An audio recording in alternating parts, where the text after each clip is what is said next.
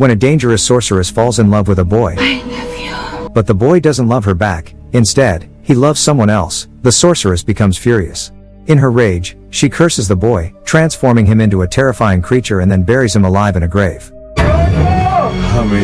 200 years later, the boy suddenly breaks free from his grave and returns to this changed world. The question now is, will he fall in love with the sorceress again, or will something else happen? Let's begin the story. The story begins in the year 1760 with the Collins family. The family consists of just 3 members, a mother, a father, and their young son named Barnabas. Barnabas's family was extremely wealthy, as his father owned a large fishing business. They had built a town by the sea not far from America, which they named Collinsport. Barnabas's father always taught him that family is more important than wealth, and that he should always prioritize his loved ones. In Collinsport, Barnabas's father built a magnificent mansion for the family, which they named Collinwood. Over the years, their fishing business flourished rapidly, and Barnabas grew up into a young man. During this time, Barnabas had an affair with a maid working in their home named Angelique. One day, Angelique confessed her love and told Barnabas that she wanted to marry him and spend her life with him. But Barnabas refused to marry her. Enraged, Angelique resorted to dark magic and caused a statue from the mansion to fall on his parents, killing them. Barnabas realized this was no accident, it was dark magic. So, he began reading books on black magic himself. As time passed, Barnabas met his true love, a woman named Josette. But Angelique couldn't stand to see Barnabas in love with someone else. Once again, she used dark magic and possessed Josette. We then see Josette, under Angelique's control, walking up to a tall cliff. Before Barnabas could reach her, she jumped to her death. Watching his love die in front of him, Barnabas also jumped from the cliff, but he did not die. Angelique had cursed him to become a vampire, so he would live forever in sorrow.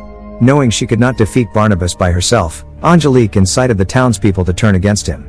They captured Barnabas, locked him in a coffin, and buried him deep in the ground. So, 200 years go by. Then we jump to the year 1972, where a girl named Victoria is on a train heading to a town called Collinsport. After getting off, she hitches a ride and eventually arrives at the Collinwood mansion. When she gets there, a servant named Willie opens the door for her. Inside, Victoria notices a portrait on the wall of someone named Barnabas. Curious, she asks Willie who it is.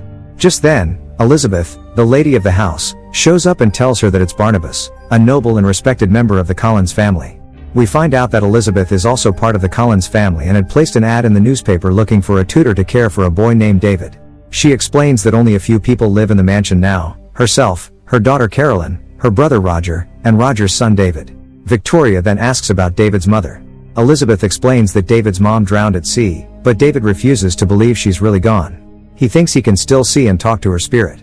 Later, Elizabeth introduces Victoria to her daughter Carolyn, who turns out to be a bit rebellious and headstrong. That evening at dinner, Victoria meets Roger, David's dad, and also a psychiatrist named Dr. Julia, who joins them. Julia has been living at the mansion for the past 3 years to help treat David, since he still sees his mother's ghost. That night, Victoria sees someone draped in a white sheet from a distance. It's David trying to scare her, but she's not afraid. Later, in her room, Victoria sees someone covered in a sheet again and assumes it's David playing another prank. But when she pulls the sheet away, it's the ghost of Josette. Josette tells her, "He's coming," and then walks a bit before disappearing. Meanwhile, at a construction site, some workers are digging when they hit something solid underground. After clearing away the dirt, they find a chained-up coffin. Inside that coffin is Barnabas, who's been trapped for years. When their supervisor breaks the chains, Barnabas is released. As soon as he's free, he attacks and kills all the workers one by one. Barnabas then returns to his old home, the Collinwood mansion. In the garden, he meets Willie and hypnotizes him to get answers. He asks if the Collins family still lives there, and Willie says yes. Barnabas goes inside and starts looking at all the old, elegant furnishings, reminiscing about them. He tells Willie stories about everything. Eventually, he meets Carolyn and David. Carolyn thinks he's just some drunk lunatic, but David points out the painting of Barnabas on the wall. Barnabas says, "That's my portrait, a great artist painted it when I was standing right there." Elizabeth shows up and tells the kids to stay away from him. David tells her, he says he's our relative, but Elizabeth doesn't believe him and thinks he's a fraud. She takes him to another room and tells him to stop whatever joke he's playing. To prove himself, Barnabas opens a secret door and leads Elizabeth into a hidden underground chamber she didn't even know existed. Inside are treasures, diamonds, jewels, and more. Elizabeth is stunned, and finally believes Barnabas is really part of the Collins family. Barnabas then tells her that he's a vampire but promises he'll never harm any member of the family. Later, at dinner with the whole family, Elizabeth introduces Barnabas as a distant relative. Dr. Julia also joins, and Elizabeth introduces her to Barnabas as well. After that, Barnabas asks about the fishing business, and Elizabeth tells him, "Our business is almost ruined because a woman named Angelique made a deal with the fishermen and took over." To this, Barnabas replies, "Now that I'm back, I'll bring our business back to the top." Just then, Victoria walks in, and as soon as Barnabas sees her, he calls her Josette, because he suddenly feels like Josette has returned. Victoria looks exactly like her. They start talking, and Victoria introduces herself. Meanwhile, we see Angie, who is actually Angelique, the same witch who ruined Barnabas's life. Through black magic, she turned herself into a witch and has been alive for 200 years under a new identity. Then, she arrives at her office, where she learns that during an excavation the previous night, workers discovered a 200-year-old coffin. But later, all those workers were found brutally murdered. Hearing this, Angelique is shocked. When she visits the site, she's convinced that Barnabas is back. She immediately heads to Collinwood and begins talking to Elizabeth. Just then, Barnabas walks in and shakes her hand. The moment he does, he realizes that she is Angelique. He takes her to another room to talk about the fishing business. She says, "This business is mine now, and I'm sure you've figured out who I am." Barnabas replies, "Yes, I know. You're the same witch who destroyed everything I had. I'll have you imprisoned for using dark magic." She laughs and says, "You can't do anything. No one will believe you. I've been living in this society for 200 years with respect and different identities. Collinsport is mine now." After she leaves, Barnabas tells Elizabeth everything about Angelique. He says, "She's the witch who took away my parents and my love. I couldn't stop her." Elizabeth encourages him, "You can rebuild the business and bring honor back to the family name." Barnabas begins by restoring his mansion, hiring painters to decorate the walls and make it beautiful again. Then, to grow the business, he teams up with Willie and meets with some influential fishermen. Using hypnosis, he convinces them to leave Angelique's side and work for the Collins family again. Slowly, the fishing business starts booming. One day, Dr. Julia sees Barnabas peeking into Carolyn's room and trying to understand what a lamp-like object is. This raises her suspicions. Wanting to know more about him, she talks to Barnabas and says, "I'm a psychiatrist, I study the mind." Using hypnosis, she discovers the truth: Barnabas is a vampire. Julia then confronts Elizabeth and says, "I found out everything, Barnabas is a vampire. Why did you still let him stay here?" Elizabeth replies, "Let this remain a secret. He poses no danger to anyone in this house." On the other hand, Barnabas asks Carolyn, "Teach me how love works these days." Carolyn advises him, "First, you need to change your look and strange behavior. Start living like a normal person so people feel comfortable talking to you.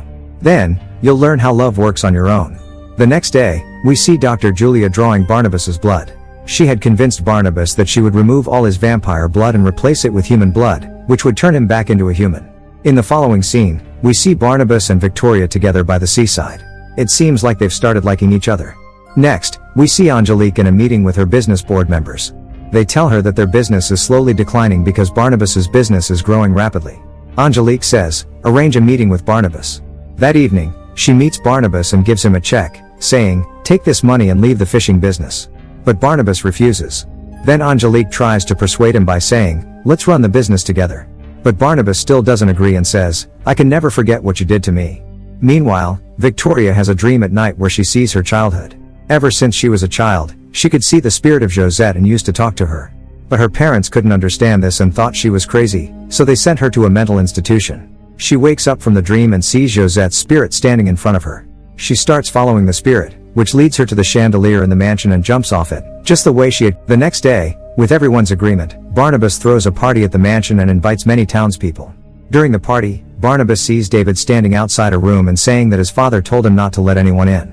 This makes Barnabas suspicious, so he climbs up and peeks through the window, only to see David's father, Roger, having an affair with another woman. Realizing Roger isn't loyal to the family, Barnabas becomes disappointed. Meanwhile, Victoria is standing outside. Barnabas approaches her and invites her in.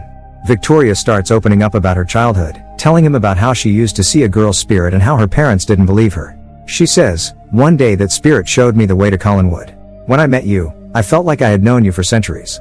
Maybe I was meant to meet you. I've started having feelings for you." Then the two of them kiss, but Angelique, who came to the party uninvited, sees this. Afterward, Barnabas goes to Dr. Julia, where he sees her injecting his blood into herself. He realizes that instead of helping him become human again, she was trying to use his blood to become immortal. Furious at her betrayal, then we see Roger trying to find the secret door in the mansion. Barnabas shows up and confronts him. He already knows that Roger only married David's mother for money. Barnabas gives him two choices: either stay at Collinwood and become a good father to David, or take a large sum of money from the treasure and leave forever to live a selfish life. Roger chooses the money and leaves his son behind. Seeing his father leave forever, David becomes very upset and runs toward his room. On the way, he slips, and a heavy object is about to fall on him. Barnabas rushes in and saves him in the blink of an eye. Everyone is shocked and scared because no ordinary person could have done that. Just then, sunlight hits Barnabas, and his skin starts to burn. Willie quickly pours water on him and saves him. After this, everyone realizes that Barnabas is a vampire. Shocked and scared, the guests leave. Victoria now understands that Barnabas isn't an ordinary man, and she begins to distance herself from him. Later, Barnabas goes to Angelique and asks her to free him from the curse. But she refuses and gives him two choices: either join her in business and be her lover, or be locked back in the coffin. Barnabas rejects her offer. After that, Angelique casually provokes Barnabas during their conversation, trying to get him to talk about Dr. Julia, because she suspected that Barnabas had murdered her. In a fit of rage, Barnabas ends up confessing that he did kill Dr. Julia. As soon as Barnabas leaves, Angelique uses her magic to trap him in a coffin again and chains his entire body. She and her men then take him away, set fire to his fishing factory, and finally place the coffin in an old, broken-down house deep in the forest before leaving. Right after they leave, David shows up, sent by the spirit of his mother. David opens the coffin and sets Barnabas free. Meanwhile, because of the fire at the fishing factory, the police and a large crowd gather at the scene. Angelique goes to the police and announces over a mic that she overheard Barnabas confessing to Dr. Julia's murder. She claims that Barnabas is a killer and that his family is guilty too for trying to cover it up. She then takes the police to Collinwood. There, Barnabas appears and suddenly attacks Angelique by biting her neck. But nothing happens to her. She uses her powers to throw Barnabas across the room. Everyone is terrified and realizes that both of them are vampires. Seeing this, the police become alert and order everyone in town to evacuate the area immediately. A fierce battle begins between Barnabas and Angelique. Elizabeth grabs a gun and shoots Angelique, but it doesn't affect her. She stands up again and uses her magical powers to bring the house to life. She sends a snake to attack Elizabeth and sets the mansion on fire. She then traps Barnabas with the help of a puppet. At this point, we find out that Angelique had turned Carolyn into a vicious werewolf using her magic. Carolyn jumps in to attack Angelique and tries to kill her, but Angelique overpowers her and knocks her unconscious. Angelique then goes to kill Barnabas. She tells him, "I destroyed everything you had, and David's mother didn't drown, I killed her." Just then, David steps in and says, "Leave him alone, or my mother's spirit will destroy you." At that moment, David's mother's spirit appears and attacks Angelique with her powers. Angelique crashes into a huge chandelier and falls. Barnabas breaks free from the puppet's hold and tells everyone to get out. He then goes to Angelique and realizes that this evil witch could only be defeated by the fall of that very chandelier. Meanwhile, Victoria walks toward the same cliff where Josette once took her life, because she now knows Barnabas is a vampire, and believes that a human and a vampire can never be together. Barnabas rushes to find her and catches her just before she falls. But she says, "We can never be together. Unless you make me like you." Barnabas refuses, but before she hits the ground, he bites her, turning her into a vampire too. As a result, she doesn't die in the fall.